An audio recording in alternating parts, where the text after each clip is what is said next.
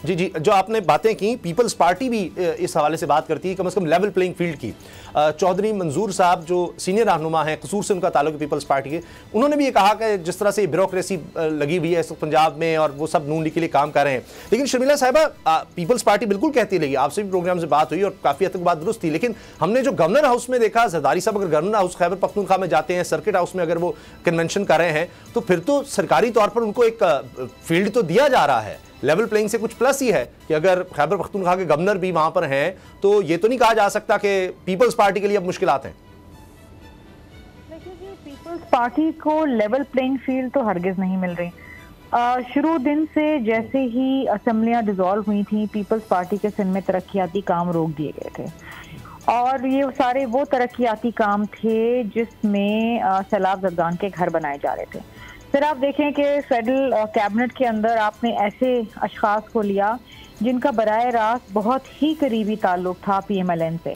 फिर जिस तरीके से मियां साहब को स्टेट प्रोटोकॉल दिया, जिस तरीके से उनकी सज़ा मुअत्तल हुई, अदालतों से उनकी बरियत हुई, तो ये तमाम चीज़ें किसी और शख्स को या किसी और मुजरिम को तो मुयसर नहीं है ना, ये एक स्पेशल ट्रीटमेंट है।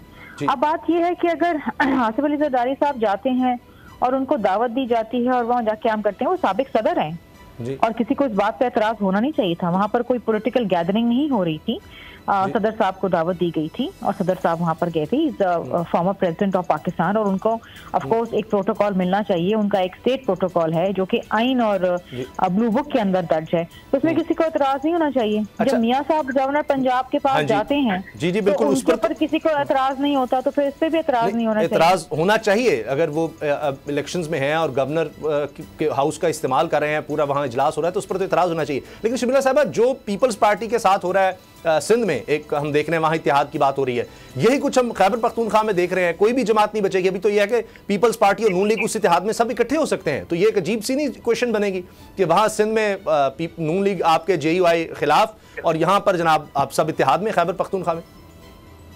लेकिन ये इलेक्शन है और इलेक्शन के अंदर जिससे चाहे आप इत्तेहाद करें, ये एक जमहूरी राइट है किसी भी सियासी जमात का। अगर वो तमाम सियासी जमातें जो इकट्ठे होती समझती उनका एक कॉमन एजेंडा है, तो वाई नॉट। इसका मतलब ये हरगिज नहीं है कि आप किसी जमात के अंदर जम हो रहे हैं, आपकी अपनी आइडियोलॉजीज हैं, आपका अपना मंशूर है, लेकिन आप एक कॉमन एजेंडे पे और एक कॉमन इंटरेस्ट के ऊपर काम करते हैं। और मैं समझती हूँ खैबर पख्तूनख्वा में बहुत ज़्यादा काम करने की ज़रूरत है।